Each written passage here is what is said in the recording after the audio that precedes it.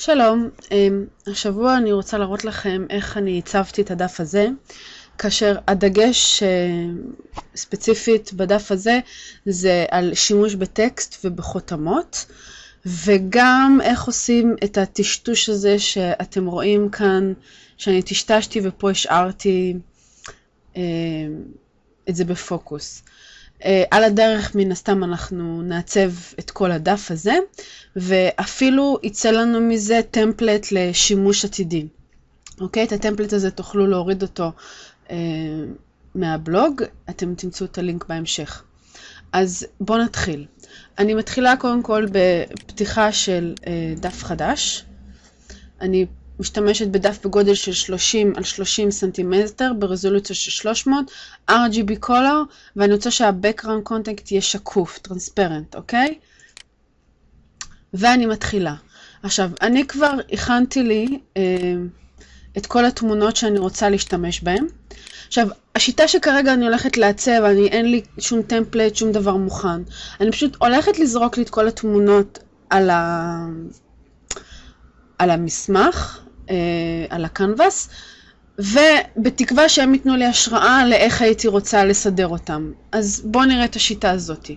אז אני פשוט מאוד, השיטה שלי תמיד בשביל להעתיק דברים, אני אוהבת לשים לי חלון לצד חלון, ואני גוררת מאחד לשני, ואני אתחיל ככה פשוט מאוד לגרור את כל התמונות.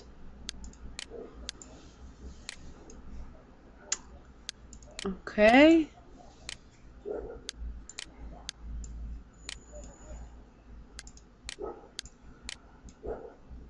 אוקיי, סיימתי, אני כבר יכולה לסגור את כל הקבוצה הזאת. אז יש לי כאן עכשיו, אוקיי, די הרבה תמונות. אוקיי, אז אני אדגים לכם על אחת כדי שתבינו מה אני עושה, ואני מאמינה שמפה אתם תדעו לסדר לכם את כל התמונות. אז בואו ניקח למשל נגיד את התמונה הזאת, את כל שאר השכבות אני כרגע מעלימה, יש לנו כאן את העין, העין גורמת לנו להעלים את השכבות, אוקיי? כי אני רוצה כרגע להתמקד בשכבה אחת כדי שתשימו לב. בואו נעשה זום אין טיפ טיפה, אני לחצתי על קונטרול פלוס כדי לעשות זום אין, ואני כרגע מסתכלת על התמונה הזאת. עכשיו אני אראה לכם איך אני עושה קרופ בלי באמת לעשות את הקרופ, זאת אומרת אני לא באמת חותכת שום דבר לא נעלם, תמיד אני יכולה איכשהו להחזיר את הדברים. את המאסק אתם כבר ראיתם אצלי בשיעורים הקודמים, ואני שוב משתמשת בזה, הפעם בשיטה טיפ-טיפה אחרת. אני באה לתמונה, מסמנת, אני נניח רוצה את החלק הזה מהתמונה, אוקיי? תשימו לב, אני עדיין עוד לא הקטנתי, לא הגדלתי את התמונה, כלום. להגדיל כמובן שאני לא עושה, אוקיי? לא הקטנתי את התמונה. אז אני רק בחרתי את האזור שהייתי רוצה. ברגע שבחרתי אותו, ואני בוחרת את השכבה של אותה תמונה שאני מטפלת בה, אני לוחצת על מאסק. אוקיי? וכמו שאתם רואים, קיבלתי איזשהו חיתוך. עכשיו, הדבר הזה לא מחייב. תשימו לב שיש כאן את השרשרת הזאת. כל עוד יש כאן את השרשרת, כשאני גוררת, אז זה כאילו נראה לכם שהחיתוך הולך יד ביד עם התמונה.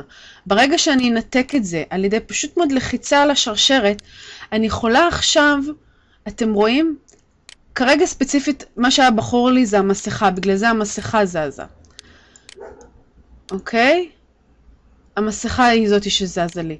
אם אני כרגע אבחר את התמונה, אז אני אוכל להזיז את התמונה בתוך אותה מסכה.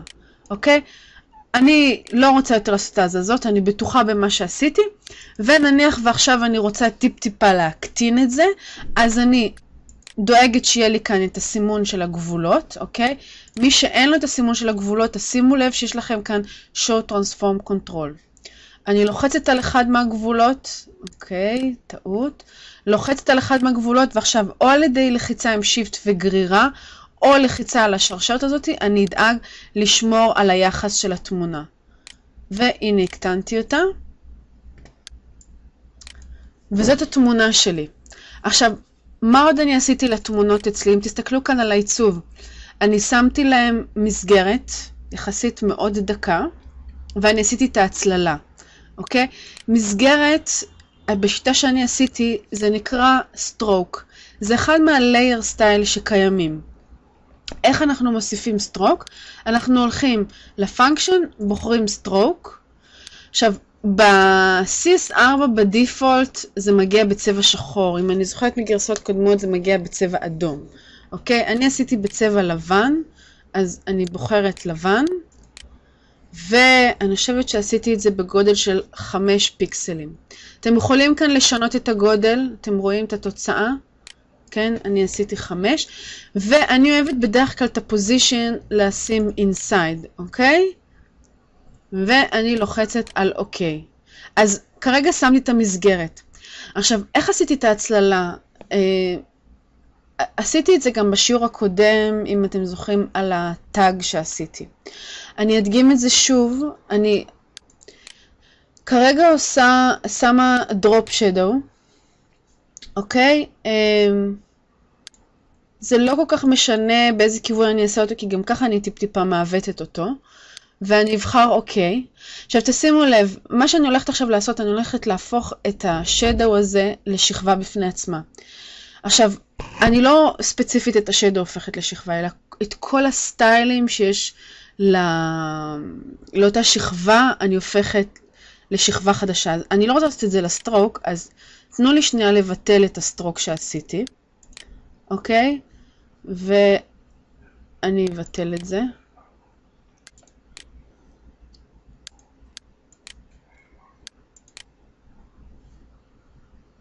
אוקיי, אני מבטלת, לוחצת על הוי פה, ואוקיי. אוקיי, אז אין לי סטרוק כרגע. ואז אני הולכת ל-Layer, Layer Style, ו-Create Layer. אוקיי? ואתם רואים, נוצר לי, אם תשימו לב, שכבה שהיא בדיוק השכבה של הצל. אוקיי? אז עכשיו אני יכולה פשוט לתמרן אותה כמו כל שכבה אחרת. ואני אעשה עכשיו טיפה זום אין, כדי שתוכלו לראות את הדברים שאני עושה. אז אני בוחרת את זה, דואגת שיהיה לי כאן את הריבועים מסביב, ואני משתמשת בדבר הזה. אוקיי? בכפתור הזה, מה הטולטיפ אומר? Switch between free transform and warp modes, אוקיי? ועכשיו אני מתחילה לשחק לי טיפה כאן, כדי לתת לזה מין מראה כאילו זה מורם מהדף.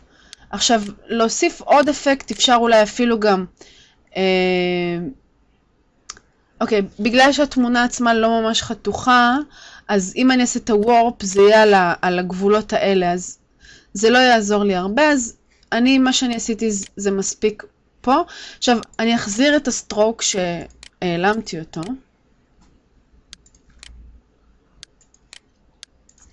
אוקיי, בגודל 5.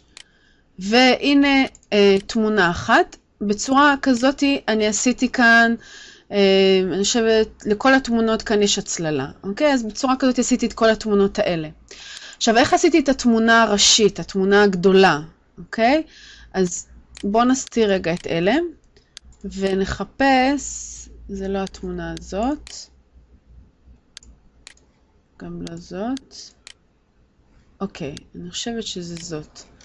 אוקיי, בואו נעשה זום אאוט, אני לוחצת על קונטרול ומינוס.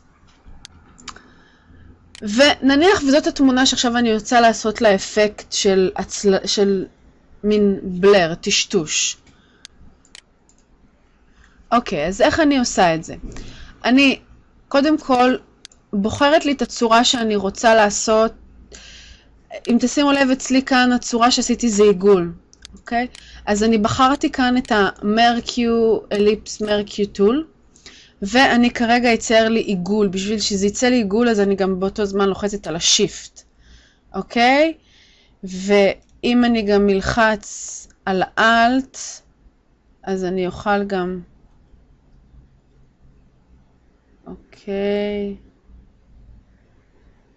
נניח שזה משהו כזה. ואני עכשיו רוצה לעשות לעיגול הזה מסגרת, אוקיי? אז אני פשוט הולכת ל-Edit, Stroke, אני אבחר לבן ו5 פיקסל